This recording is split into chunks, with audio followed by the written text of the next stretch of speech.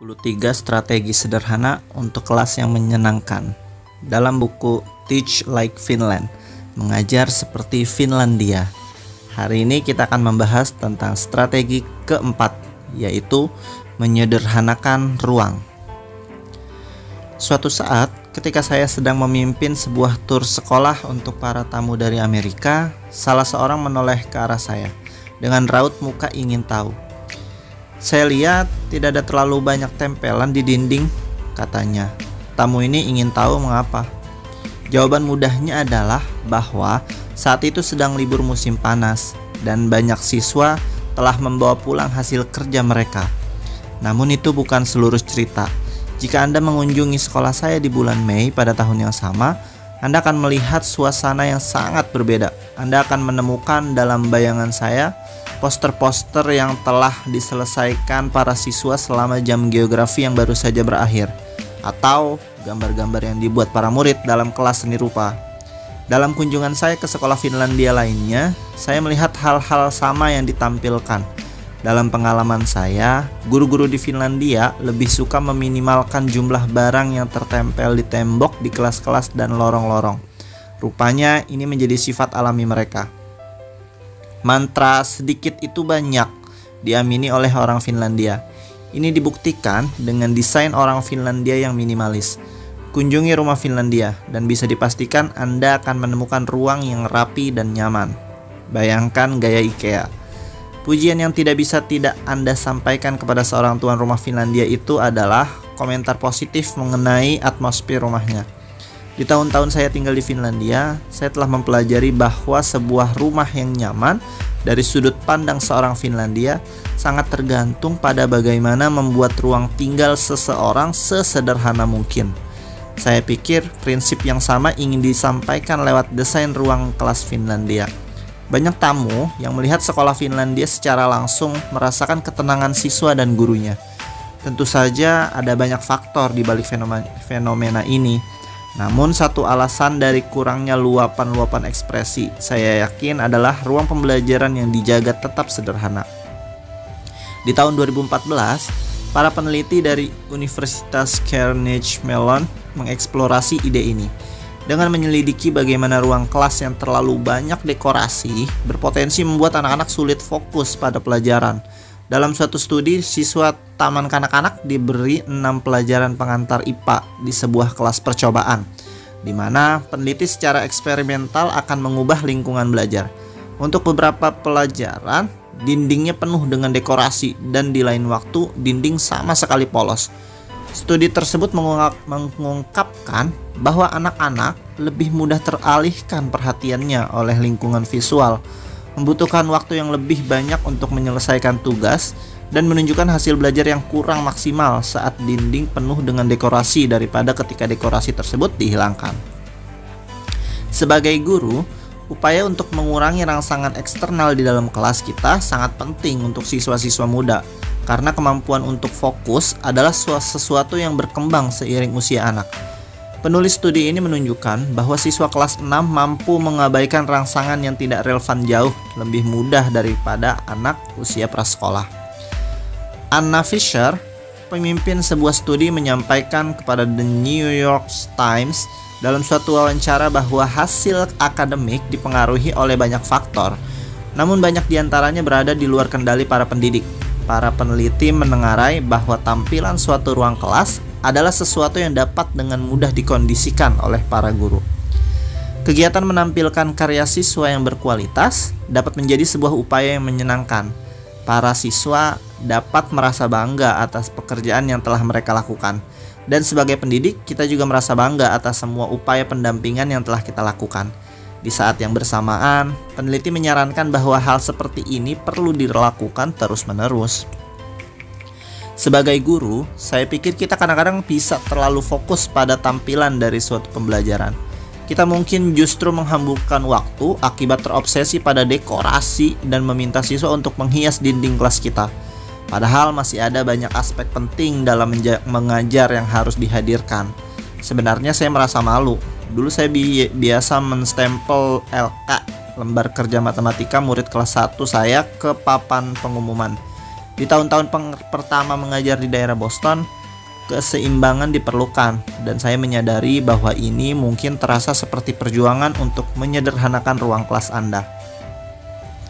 Beberapa tahun yang lalu, saya bertemu guru-guru dari sebuah sekolah negeri di Massachusetts yang mengatakan kepada saya bahwa sekolah mereka menerima kritik yang cukup pedas karena gagal dalam menampilkan sejumlah karya siswa, meskipun itu masih di awal-awal tahun pelajaran. Tim penilai merasa bahwa sebagian besar dinding yang polos menyampaikan pesan sedikitnya pembelajaran. Jadi menurut Anda, apa yang kemudian menjadi prioritas guru-guru sejak hari itu? Ide bahwa kertas di dinding berbanding lurus dengan pembelajaran yang baik terdengar konyol menurut saya. Karena mungkin seorang guru justru memangkas jam pelajaran dalam durasi yang signifikan dengan memberi perintah kepada siswa untuk menyelesaikan dekorasi kelas. Ruang kelas guru tersebut mungkin terlihat impresif, namun bobrok di bawah permukaannya. Dan saya menduga Anda akan dapat melihat kurang efektifnya pembelajaran di sekolah tersebut. Jadi, bagaimana guru dapat menjaga ruang pembelajaran tetap sesederhana meskipun ada tekanan yang lebih besar? Mungkin untuk membombardir dinding ruang kelas dengan bukti pembelajaran, kita mulai dengan memikirkan alasan di balik pameran karya siswa. Apakah ini pertama-tama untuk menyombongkan tampilan dari suatu pembelajaran? Jika iya, saya yakin dari pengalaman saya sendiri sebagai guru di kelas Amerika bahwa pada akhirnya itu akan membebani kita sebagai guru, mengalihkan perhatian kita dari pekerjaan kita yang paling utama. Saya tidak lantas mengajak agar guru-guru membuat ruang kelas mereka benar-benar kosong. Jika kita memiliki tujuan yang kuat untuk menempelkan benda-benda di dinding, akan ada kegembiraan di sana. Namun, kita mungkin perlu untuk melatih bertahan atas tekanan dari luar. Dorongan untuk memeriahkan dinding-dinding dengan kertas mungkin timbul karena sekolah sedang menyambut tim evaluasi sekolah, seperti yang saya dengar di Massachusetts. Namun, tekanan sebenarnya datang dari rekan kerja keras lain yang menempelkan banyak kertas di dinding ruang kelas mereka, atau para orang tua yang cenderung berpikir bahwa semakin banyak barang yang ditampilkan setara dengan semakin baiknya pembelajaran. Namun kita tahu di bawah sana bahwa dengan menunjukkan terlalu banyak karya dan poster yang dibuat para siswa tidak langsung berarti bahwa ada banyak pembelajaran yang penuh makna yang terjadi di ruang kelas kita. Salah satu aspek penting dari pembelajaran adalah proses berpikir, dan itu adalah sebuah proses yang tidak tertata, tidak terlihat. Dengan kata lain, tidak semua yang kita lakukan bersama para siswa dapat disampaikan sebagai bukti yang siap untuk ditampilkan. Seorang guru TK di California mengakui bahwa dia dulu sering menutup seluruh dinding ruang kelasnya. Namun akhir-akhir ini, menurut The New York Times, dia dengan sengaja mengosongkan satu ruang. Ketika dia mengajar topik tentang seniman Perancis Claude Monet, dia memakai baju kerja dan topi jerami yang bertepi lebar, kemudian berbicara kepada anak-anak dengan aksen Eropa untuk menghidupkan suasana belajar mengajar. Setelah menyelesaikan ucapannya, dia mulai bekerja di papan tulis. Demikian dilaporkan di The New York Times. Berbekal kata kunci dari perkataan Ingrid yang diingat oleh 27 siswa muda, anak-anak menuju ruang lukis di mana mereka bekerja menggunakan kapas telinga. Akhirnya tiba saatnya untuk menghias tembok kosong. Bu Boyd Stone mengisinya dengan karya seni anak-anak Monet, bukan anak-anak Claude. Sebagai guru, kita memiliki suatu tanggung jawab untuk mempersiapkan sebuah jawaban jika ditanya mengapa kita melakukan sesuatu yang di luar kewajaran, seperti membuat ruang kelas tetap terkesan sederhana. Seorang rekan kerja, orang tua, atau murid mungkin akan bertanya, mengapa tembok Anda kosong? Daripada merasa diserang dan malu, kita dapat dengan tenang memberi sebuah penjelasan yang masuk akal. Ini alasan-alasan yang saya pakai. Pertama, saya ingin dinding ruang kelas saya memancarkan kualitas dari para siswa saya. Ketika saya mengatakan kepada mereka, saya berharap bahwa karya yang sedang kalian kerjakan dapat dipajang, berarti saya menginginkan sesuatu yang spesial. Saya ingin mereka merasa bahwa adalah sebuah kehormatan jika karyanya dipajang di dalam ruang kelas kami. Jika saya memamerkan sesuatu yang kurang apik, asal tempel semua benda di dinding, seperti PR yang diselesaikan asal-asalan, para siswa akan menerima pesan yang sebaliknya. Dalam pengalaman saya, mereka menjadi kurang peduli dengan apa yang akan dipajang.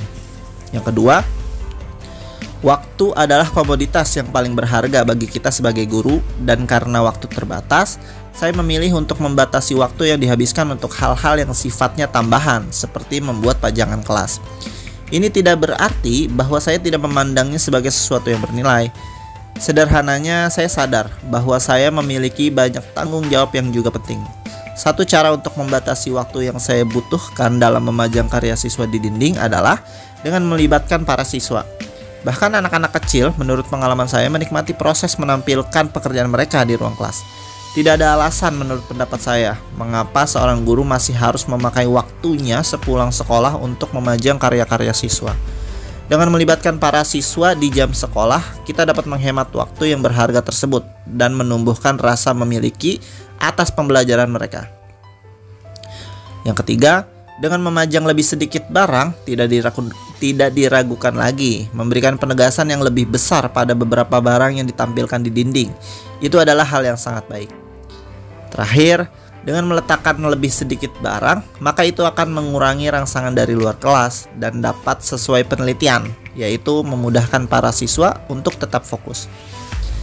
Keputusan untuk membuat ruang kelas kita rapi adalah sesuatu, menurut pengalaman saya, yang pada akhirnya dapat menghemat waktu kita, memfasilitasi pekerjaan yang lebih berkualitas, dan mengurangi gangguan eksternal dalam proses belajar mengajar.